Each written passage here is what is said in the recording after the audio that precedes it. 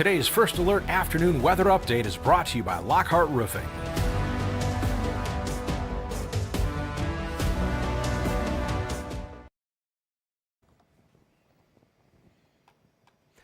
Good Friday afternoon, everyone. Meteorologist Stone Schaefer here live for our 2 p.m. First Alert weather live stream. I want to thank everyone for joining me here today as we look at that snowfall that is or has developed across mid-Michigan. Will continue to be a sight through the rest of today and possibly through the rest of the weekend. As always, if you have any questions, head over to our Facebook page at WNEM TV5 News. There I do try to answer any of the questions you may have about the weather going on across mid-Michigan. I do apologize if I miss your questions. We're going to start off looking outside. This is our US 10 camera where snow has continued to fall. Snow-covered roads have quickly developed. Traffic has been slowed at times in that area, and that's really been the common theme here across much of our Friday. Roads were slick this morning. We had some slowdowns. We added some freezing drizzle very quickly at times, and then it's become mostly snowfall, if not all snowfall here into the afternoon, giving us snow-covered roads that have become slick. Now, when we look at our, this is our US 10 camera again. We'll actually take our other camera, one of our other cameras. This is our Flint Vehicle City Harley-Davidson camera there, looking at 75. Traffic has been slowed. Roads, though, have continued to show that you can see the pavement. Just be careful out there if you are going to be heading in that area. There has been some slowdowns. And then we'll look into downtown Saginaw, another area that has continued to show some light but consistent snowfall over the last couple of hours. Has definitely lightened up just a little bit here over the last 20 to 30 minutes, but has improved just a little bit. And we'll continue to see this snow on and off through the rest of our Friday. We look at Sky Tracker right now, and it does show it's sort of coming in waves. So we had that wave early this morning that was very light for most. Then we had this sort of secondary area that is now moving through Huron, Sanilac, Tuscola counties, and then moving off towards the lake. And then you sort of have this third area of snow that has moved its way in, that is now crossing 127 and then moving east-northeast. Areas up to the north, you may have, or you probably have been seeing pretty consistent snowfall.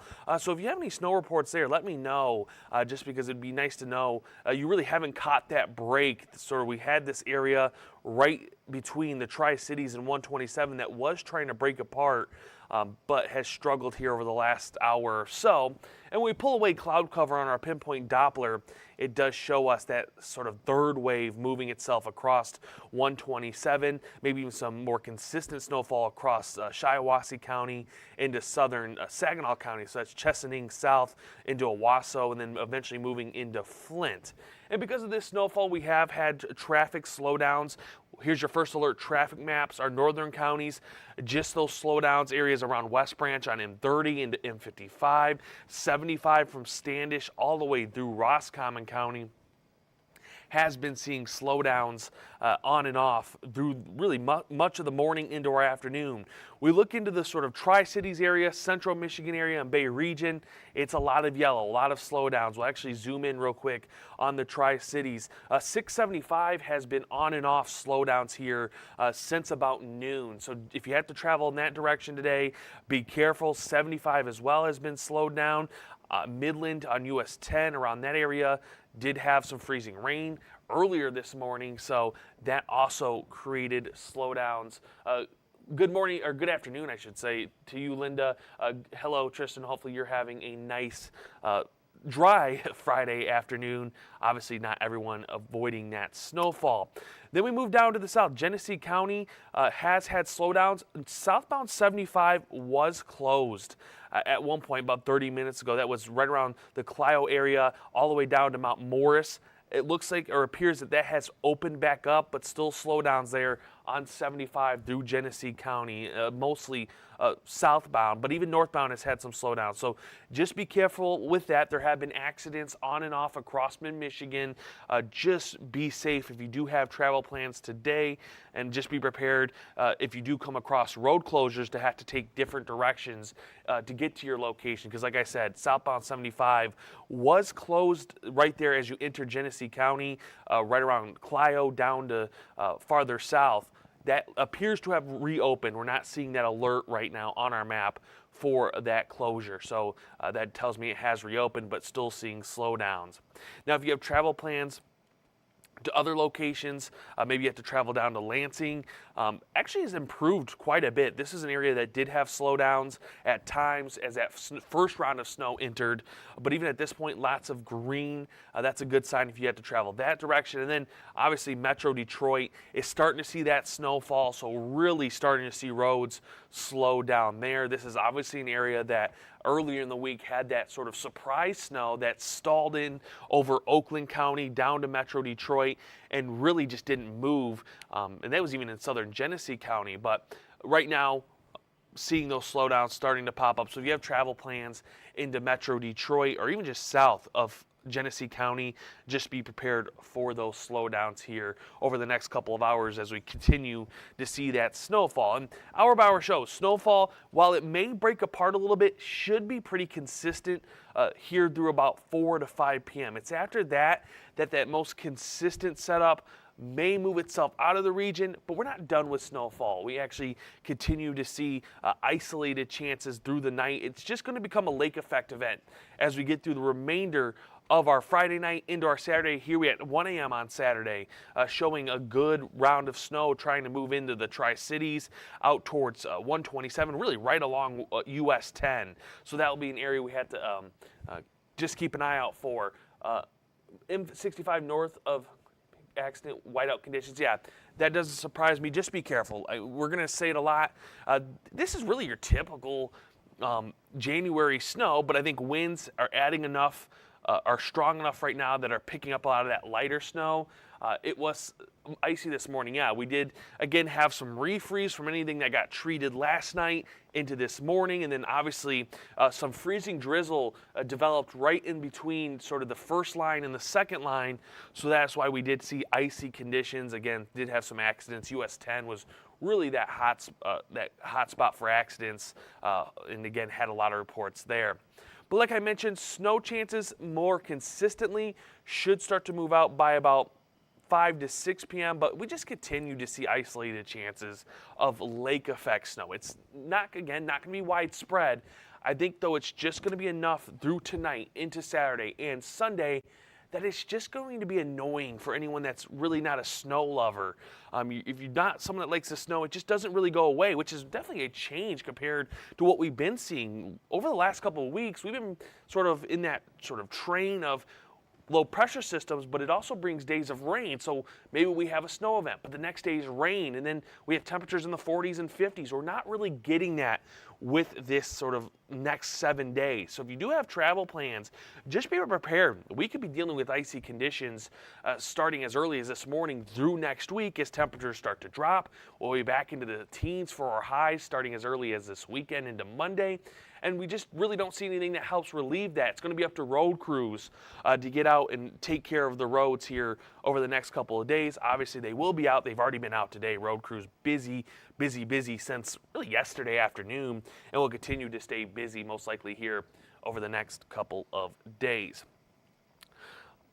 Now, looking at our winds across the board, our wind is a little bit calmer than what we had over the last couple of days, but still enough that it is going to pick up any light snow that we have gotten today. It's at 5 to 15 miles per hour, mostly from the southwest. Wind gusts up to 25 miles per hour. We can see Saginaw at 22, Port Hope at also 22, Flint at 20. So that is just going to be enough wind gusts that you will see some snow picked up. You will see blowing snow and reduced visibilities be a concern through probably the rest of the afternoon. Even if you are in an area that doesn't see more snow fall, it's going to be enough to pick up that snow. Now, temperatures have actually warmed up throughout the day. That's the one difference from the last couple of days, as temperatures have just slowly started to rise just a little bit. It's still cold out there. It's mid to lower 20s, still below freezing. That's why we're seeing that snowfall, but a little bit nicer than those teens that we had yesterday and what we had 2 days ago, and a little bit nicer than the teens and single digits that we'll see as we get to the end of the weekend into next week. Your feels like temperatures, though, still in the teens. You're definitely going to feel that crisp air as you're getting out and about for your Friday routine. And then we get to your weekend planner. If you have weekend plans, again, just be prepared. Lake effect snow does look to continue pretty much all weekend. So Saturday, it's a chance starting as early as to midnight all the way through Saturday and then into Sunday. You will catch times through the weekend where it's not as widespread, maybe it's not as consistent, but I do think there's going to be periods of time through a majority of the weekend that you do see lake effect snow. Temperatures for both days on Saturday and Sunday in the 20s and teens. And I do want to highlight wind is going to increase once again, so blowing snow becomes a concern for both Saturday and Sunday. It's not as strong as what we had really Tuesday, Wednesday, and Thursday, but still a noticeable wind up to 25 miles per hour. But I do have to take a quick break right now. Once I come back from that break, we're going to be looking at temperatures and sort of how they evolve here over the next couple of days and just more updates on that snow as we get through the rest of today into our weekend. So you're going to stay right here.